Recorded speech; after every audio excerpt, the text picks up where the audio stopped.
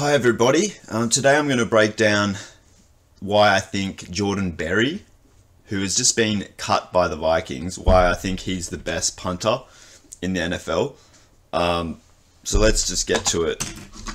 So here we are, we have Berry punting from his own 25-yard line. Time, stronger leg. Now, for me, the priority for a punter is just to get the ball away quickly. I mean, even if a punt only goes for like 20 yards, as long as it goes forward, you do not want it to get blocked. And I'm not sure if Berry's ever had a punt blocked in his career, and that's partially on him, you know? It's not just on the blocking team. Obviously, the blockers, you want them to do the best job possible, but it's also for the punter to evaluate how much pressure is in his face, and then for the punter to get the ball off by any means necessary. But Berry's got a very quick release, and his technique is awesome to the point where like his knee ends up like above his head, so he can really roost the ball from and get a lot of torque on his kicks from just a standing start essentially. So boom. In his 7th season. So Phillips, the returner, has to come from center field down to the sideline where there's going to be less space to work with. So unless Phillips can get around these guys, he's not much. He can't do much here. So that's Berry's ball placement. 21, Phillips dancing to the 30 and brought down Jordan Berry. All right, so backed up a little bit more here. Berry back to punt. Catches it. Second boot. Some pressure coming from the left, but Berry knows he can get it off in time. For him. Boom. He's like a is he Mr. Incredible? Is like elastic. Berry's got some elastic legs. This is a straight line drive. So that was from what? Back to punt. From his 10. Second boot. Or from his 15 essentially. Phillips. And that lands on the opposition 30. So that's like a 55-yard punt. From the Cincinnati. Phillips does have some space to work with, the punt returner. And up across the 40. So, not a bad job. Maybe not the best punt in the world. It could have had a bit more hang time. But so this is where Berry's going to make his money, because this is a very difficult position for a punter. It's clearly less time to get the punt off, but you know, we'll see what he can do here. I mean, what would you say, if you could guess, where do you think the Bengals start their possession? I think just a mediocre punter, the Bengals could start in the Vikings 30-yard line, right? So instantly within field goal range. But what does Berry do? Offensive line. Grabs it, Berry. Boom, just one step, and roosts it high enough. Phillips, fair catch. That's a fair catch.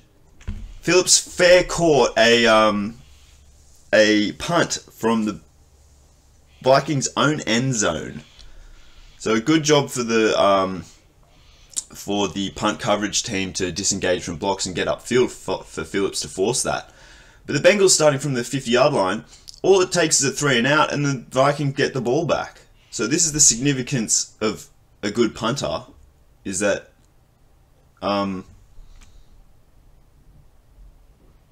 it means that it could literally be the difference between having points against you and not. Midfield. So this angle, kind of tough to see what the situation is, but well within their own territory. Ball at Eastern Kentucky. Boom. Some pressure coming from the right, but he got it off. Yeah. That was like from the inside the 20 or something. Again, Phillips has got to move to the other side of the field now as before. And look at that hang time, it's still in the air. Phillips holds it catches in it. 50 now Phillips is like, ideally as a returner, you just try and find space. Regardless of where your blockers are, I feel like you just got to attack the space. So go like Tariq Cohen, even if you have to go backwards. Phillips should want to go around like this. But the Vikings might have covered it well enough and just stop that. Darius Phillips had a tough day on this day, because the Vikings had to punt 8 times, I think, and Phillips returned all of them, and he had a hard time. So 10 seconds left. The pressure is on for this Vikings unit to just not have anything blocked at this point in the game, you know? Turning like beet red over. So I like Berry's focus in catching this ball because it's a little bit low, I would say.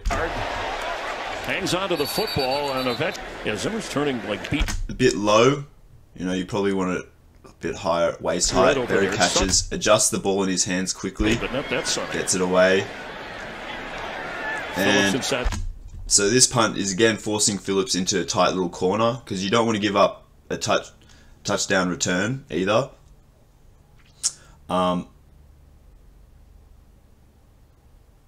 And I suppose in this situation, Berry doesn't want to just go into the end zone because then, what is it, from the 20 or 25 yard line, there could be like a Hail Mary opportunity with this much time left, or maybe even 2 plays if the Bengals can get it out of bounds. So maybe Berry and the coaching staff are like, all right, just try and get it in field.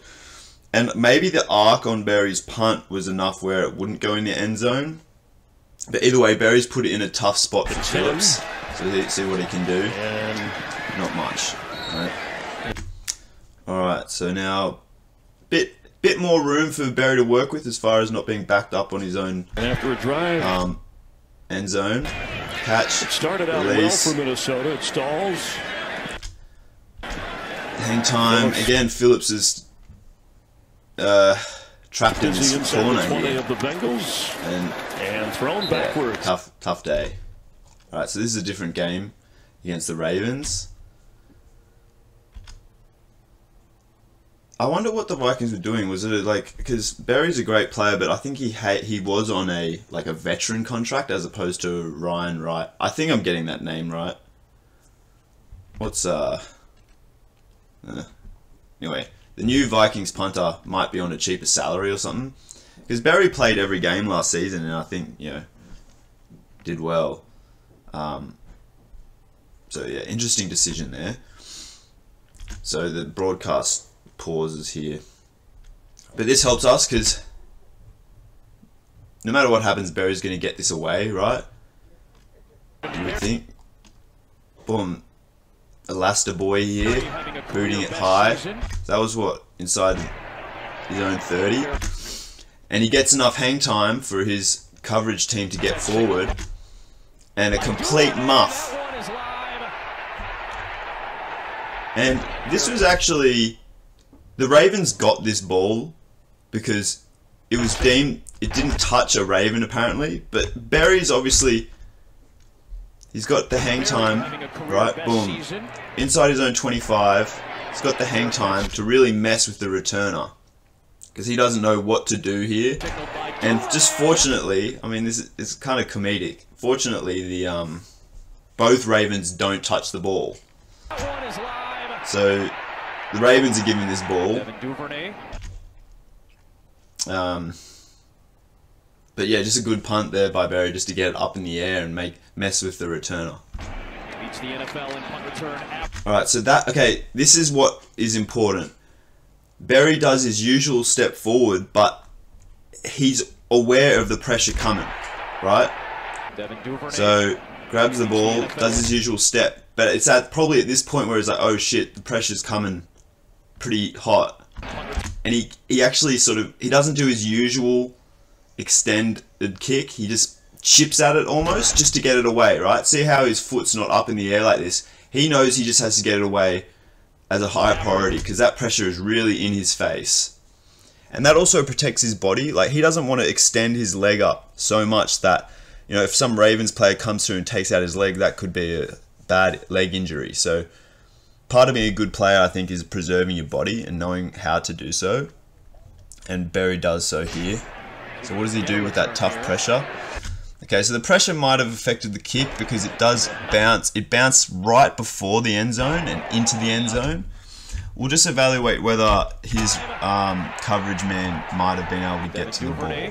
So here he is out here. Beats the NFL in punt return average. See if he can get a return here. Pretty tough for him to get there. So not the greatest punt, possibly due to that pressure. But at least he got it away. You know, inferior punters.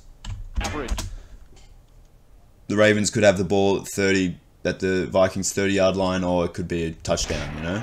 So he got it away, that's the main thing. Still a pretty decent boom length on the punt, despite that pressure. Backed up really close to his own end zone. And this is a bomb, making Duvernay move over to this side of the field, where there's less room to work with.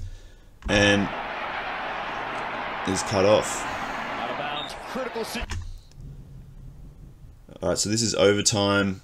Again, the Vikings, if they want to get the ball back, they need to force the Ravens offense off the field with some time left. Right, so the Vikings really need good field position. Situations, Baltimore's going to err on the side of being aggressive.